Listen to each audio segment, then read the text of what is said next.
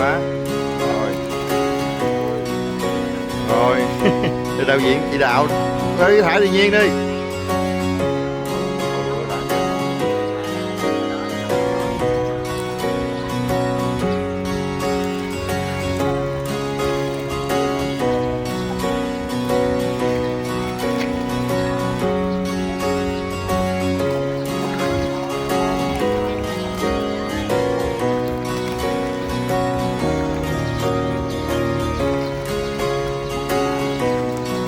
Chú lùi lùi ra xíu thấy mẹ.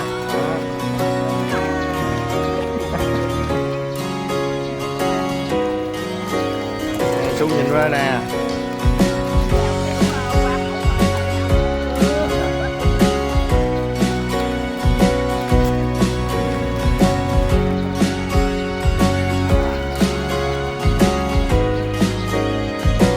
Rồi đó.